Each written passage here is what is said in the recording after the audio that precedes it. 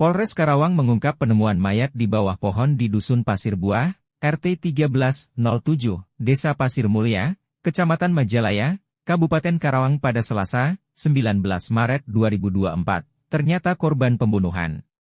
Korban diketahui berinisial SP, 50, warga Kelurahan Melong, Kecamatan Cimahi Selatan, Kota Cimahi. Kasat Reskrim Polres Karawang, AKP Abdul Jalil mengatakan, awal mula ada penemuan mayat laki-laki di Kecamatan Majalaya. Kemudian pihaknya membawa korban menuju rumah sakit untuk diautopsi. Hasilnya ditemukan luka di sekujur tubuh korban. Awalnya tidak ada identitas pada jasad itu, karena setelah ramai pemberitaan dan viral. Ada pihak keluarga datang ke rumah sakit, kata Abdul pada Senin, 25 Maret 2024. Melakukan press release terkait dengan adanya pengungkapan tindak pidana kasus pengeroyokan yang dimana kemarin rekan mengetahui bahwa ada TKP di daerah Majalaya di mana mengakibatkan korban meninggal dunia. Jadi berawal dari adanya penemuan sesosok mayat yang ditemukan oleh keluarga pada hari Selasa tanggal 19 Maret 2024, di mana pada saat itu ditemukan sesosok mayat laki-laki yang sudah tidak bernyawa dan di sekujur tubuhnya terdapat banyak luka, sehingga pada saat itu tim kami dari tim Sar Buana bersama dengan Polsek Majalaya langsung menuju ke TKP. Kemudian kita langsung membawa korban ke rumah sakit untuk segera dilakukan pemeriksaan otopsi. Kemudian karena kita waktu itu terkendala masalah identitas, sehingga pada saat itu kita umumkan dan tidak lama pada malam harinya keluarga datang yang kebetulan ternyata sosok mayat tersebut adalah warga Bandung. Nah, kemudian tim kami melakukan penyelidikan. Kita kemudian melakukan penyelidikan di daerah Majalaya. Kemudian kami melakukan pengecekan CCTV, kami pemeriksaan saksi-saksi.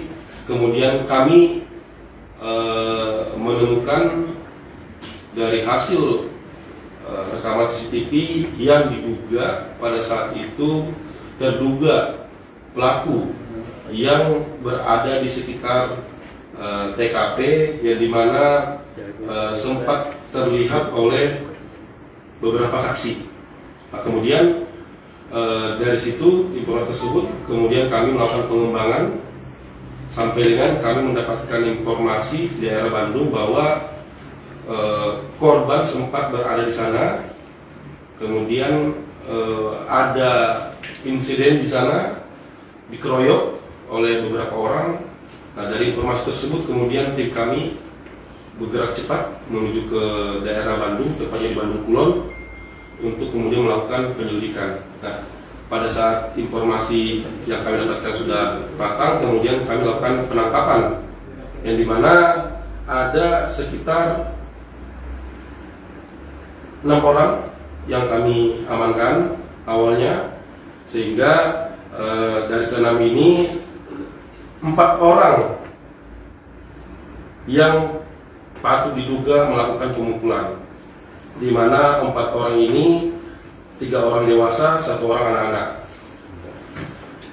Identitas pelaku sendiri yaitu RS, umur kelahiran 1 November tahun 2006, kemudian MA, pekerjaan karyawan toko, kemudian RK, kemudian AMH.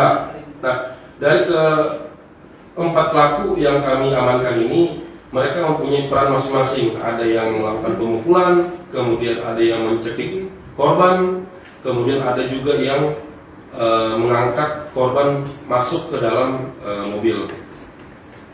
Kemudian motif daripada pelaku sendiri melakukan pengeroyokan terhadap korban dikarenakan pelaku pada saat itu sempat melihat korban akan melakukan pencurian. Nah, karena diduga akan mengambil barang, sehingga pemilik toko ini sekaligus pelaku kemudian mengamankan korban, kemudian menginterogasi dan kemudian melakukan pengeroyokan di situ. Nah, sehingga itulah yang menjadi motif daripada pengeroyokan yang kami temukan di daerah Majalaya kemarin.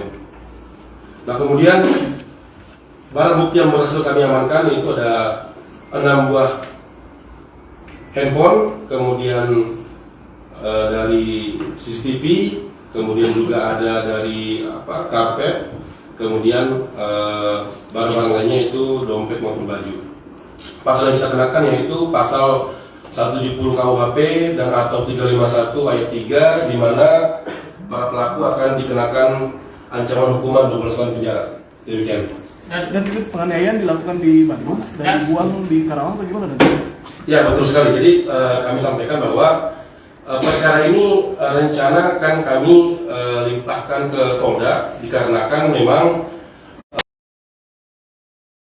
dipukul itu di daerah Bandung Kulon. Jadi nanti rencana kami akan join investigasi dengan Polda Jabar, Krim Polda Jabar untuk melakukan penyidikan lebih lanjut. Dan korban meninggal di Bandung atau di lokasi pembuangan?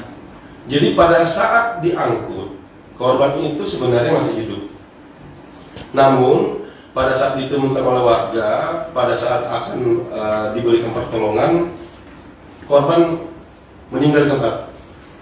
Demikian. Di lokasi pembuangan. Di lokasi pembuangan. Kenapa di Karawang? Nah, itu yang kita mau dalamin, teman-teman semua. Ini kan kita masih pengembangan. Kepada pelaku-pelaku lainnya. Ini tidak menutup kemungkinan masih ada pelaku lainnya yang akan kita kembangkan. Jadi ini kami akan diinvestigasi dengan Krim Polda Jabar untuk mengungkap fakta-fakta berikutnya. Dan itu kan motifnya tadi karena pelaku ini melihat korban seperti hendak mau mencuri ya. Hal itu terkait itu udah terbukti atau seperti apa, dan terus ada motif lain nggak selain itu? Jadi dari keterangan hasil pemeriksaan penyidik terhadap pelaku, yaitu sekaligus pemilik toko. Jadi pemilik toko ini mempunyai 2 warung, di mana pada awalnya korban ini masuk ke warung pertama untuk membeli beras. Namun karena pada saat itu dicurigai karena ada gelagat yang mencurigakan, sehingga korban tidak diberikan akses untuk belanja pada saat itu, sehingga ada pengawasan yang ketat. Dia pindah ke warung sebelahnya, di mana warung sebelahnya ini masih satu pemilik. Nah, pada saat di warung sebelah, korban pada saat itu sudah mengambil barang berupa mie instan, 2 dus.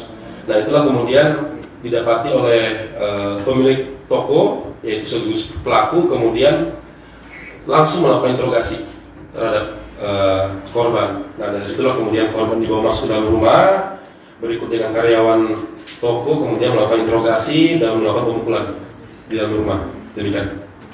Dan dari Toko sembako. tadi kan dikatakan tersangka ada 6 ya. Kenapa yang dihadirkan cuma 3?